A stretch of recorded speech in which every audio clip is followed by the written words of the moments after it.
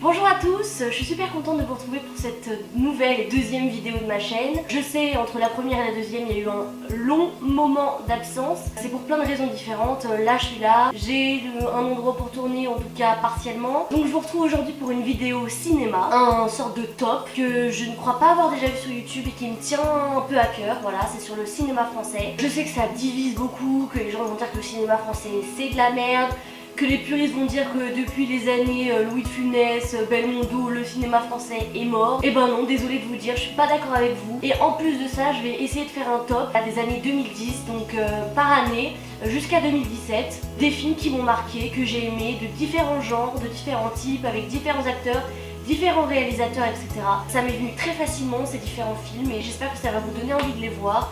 Et que vous allez vous rendre compte que le cinéma français, il y a des pépites et c'est des films vraiment qui m'ont marqué, c'est pas quelque chose que j'ai essayé de faire à tout prix. Donc voilà, on va passer au top, j'espère que ça va vous plaire et si c'est pas déjà fait, abonnez-vous à la vidéo et puis voilà. Donc on va commencer tout de suite ce top avec l'année 2010. Donc le premier film que j'ai sélectionné pour l'année 2010 c'est L'Arnaqueur, qui est un film de Pascal Chaumel.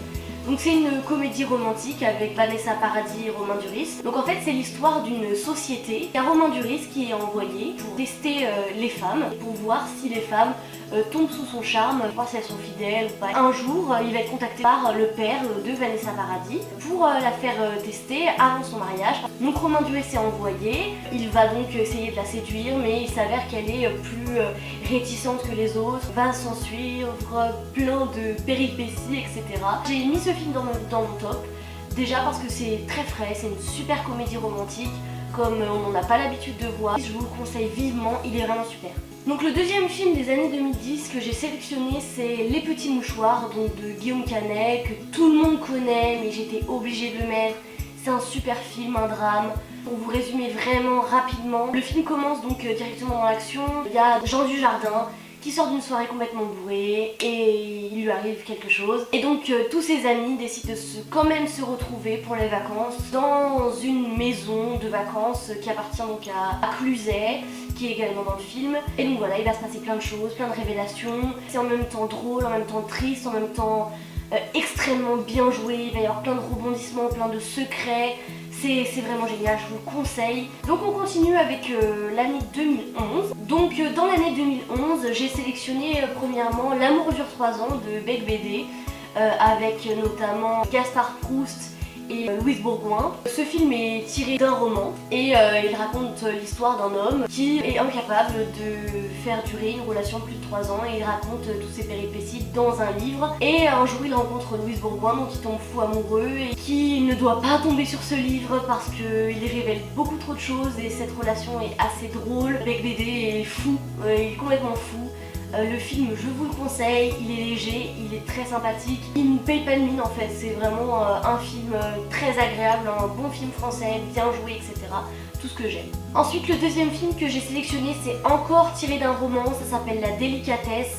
C'est un film que j'adore avec François Damiens qui est juste génial et Audrey Tautou. Donc comme je vous le disais, c'est tiré d'un roman de David Fuenquinos et je vous conseille vraiment cet auteur. J'ai lu beaucoup de livres de lui, il est génial. Allez voir sur Google sa bibliographie, vraiment elle vaut le détour. Donc en fait le film ça raconte l'histoire d'une femme qui rencontre l'amour un petit peu par hasard et qui va être totalement bouleversée par la mort de son mari et qui va, pour se guérir entre guillemets, va s'enfermer dans son travail et il va y avoir un ouvrier, il me semble, qui va tomber amoureux d'elle en fait et qui est la représentation de ce titre La Délicatesse. En fait c'est un homme qui n'est pas plaisant physiquement mais qui est juste la délicatesse incarnée en fait. C'est un homme gentil, un homme foncièrement bon. Cette femme absolument sublime et cet homme assez repoussant vont sortir ensemble et ça va créer bien sûr beaucoup d'interrogations. Et ça pose beaucoup de questions sur l'amour, sur le regard des autres, etc. Et ce film est génial, je l'adore. Il est magnifique, il est beau, il est poétique, il est drôle, il est génial. Donc on va ensuite passer à l'année 2012 et comment ne pas commencer ce top par le film qui m'a tout simplement le plus marqué en fait, le film français que j'aime le plus, qui m'a le plus fait rire, que j'ai le plus vu. Le scénario en fait est juste oufissime pour moi, je l'adore. Et ce n'est ni plus ni moins que Le Prénom de Alexandre de la Patelière et Mathieu Delaporte, avec notamment Patrick Bruel, Valérie Benguigui, Guillaume de Tonquédec, etc.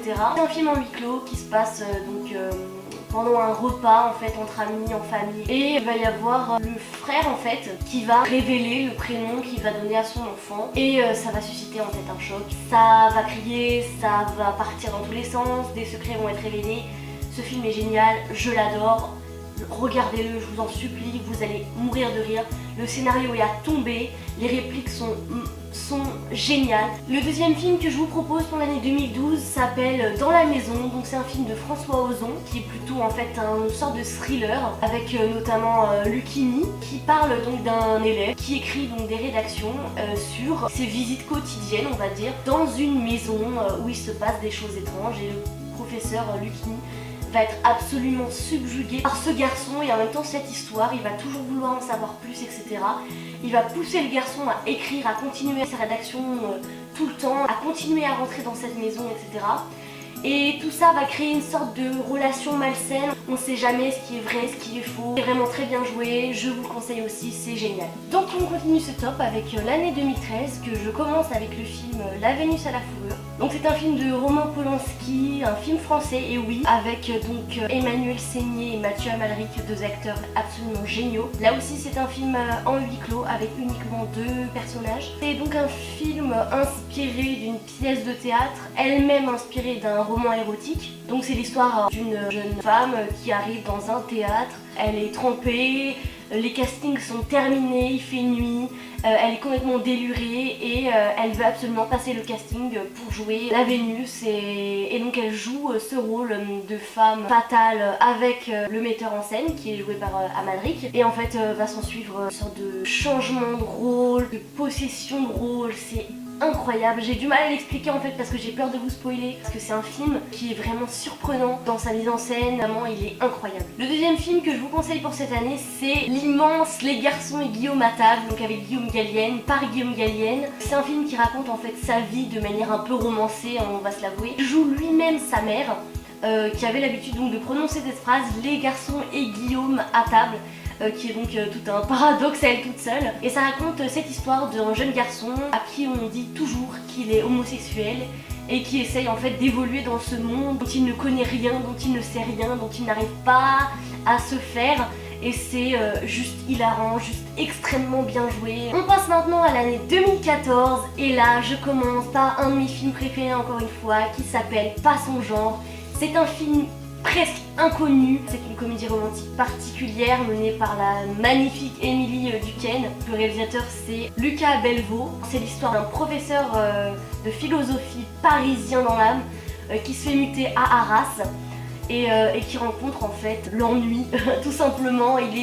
Il est dans cette ville qui ne correspond pas du tout à sa personnalité, il s'ennuie profondément et un jour il croise en fait cette magnifique coiffeuse qui va lui faire passer le temps, on va dire. Ils vont sortir ensemble et cette relation est juste sublime, cette fin est juste sublime, plein de petites pépites dans ce film. Le deuxième film de 2014 est aussi un de mes films français préférés, décidément cette année est oufissime. C'est Une nouvelle amie, je vous parlais tout à l'heure de François Ozon, c'est un film de François Ozon. Je vous parlais tout à l'heure de Romain Duris, c'est également un film avec Romain Duris. Les deux combinés, ça fait ce film génial avec également Anaïs de Moustier qui est trop mignonne. Et ce film est incroyable, incroyable, incroyable. Des personnages très étranges comme Ozon a l'habitude d'en créer. Donc c'est l'histoire d'un homme qui perd sa femme et qui va devoir s'occuper de sa fille en bas âge. Et un jour, donc, Anaïs de Moustier, qui est la meilleure amie de sa femme, va chez cet homme-là pour voir comment il va et va le trouver dans une tenue particulière, dans un apparat différent. Et leur amitié va en être. Le film est une tuerie. Romain Duris dedans, c'est un des meilleurs acteurs que j'ai vu. On passe ensuite en 2015 et là également un des films que j'ai plus aimé dans cette année, c'est Le Goût des merveilles, un film encore une fois pas très connu avec Virginie Efira. Il y a également dans ce film Benjamin Laverne qui fait partie de la comédie française et qui est incroyable dans son rôle en fait de Forrest Gump si je puis dire. C'est une relation en fait entre Virginie Efira, mère de famille, et ce Forrest Gump. Donc là aussi c'est une comédie romantique de Éric Besnard qui est vraiment très poétique, très belle. Le dernier film que je vous propose n'est pas vraiment français, on va dire qu'il Il est franco-turc ou turco-français. C'est l'immense Mustang dont vous avez sûrement entendu parler, qui a été beaucoup primé. Donc c'est l'histoire en fait de 5 sœurs qui, en rentrant de l'école, commencent à jouer avec des garçons et ça crée la polémique dans le village. Elles se font enfermer chez elles. Donc il devient une priorité de les marier une par une et c'est juste une horreur pour elles de se séparer. Ces 5 sœurs qui sont comme les 5 doigts de la main. Enfin, cette histoire est très poignante, très belle. Ensuite on passe à l'année 2016 et on commence par le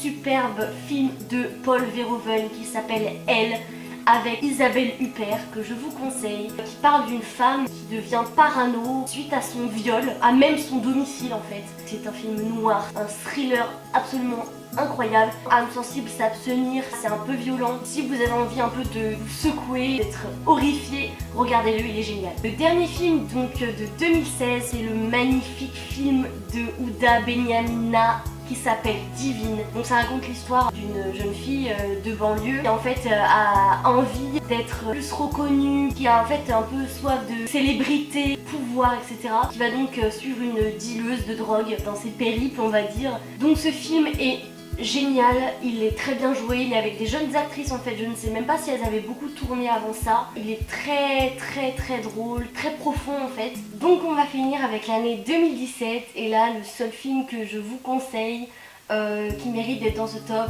c'est 120 battements par minute qui est sorti au cinéma il y a pas longtemps. Courez au cinéma voir ce film français qui mérite d'avoir des entrées en salle. Il est drôle, il est magnifique, il est sublime, il est triste, il est tout ce que vous voulez, allez le voir. Voilà pour ce top, j'espère qu'il vous a plu, que vous vous êtes rendu compte qu'en fait en France, dans les années 2010, on avait quand même des pépites. J'ai réussi à en trouver et très facilement, croyez-moi. Regardez ces films, dites-moi ce que vous en avez pensé dans les commentaires ou ailleurs. Sur ce, merci d'avoir regardé la vidéo jusqu'au bout ou pas d'ailleurs. Si ce n'est pas déjà fait, abonnez-vous à la chaîne pour suivre toutes les autres vidéos. D'ailleurs, si vous n'avez pas vu ma précédente vidéo, je vous invite à cliquer pour la voir. Et abonnez-vous, likez la vidéo si vous l'avez aimée, partagez, commentez. Je vous aime, je vous embrasse et à la prochaine. Ciao!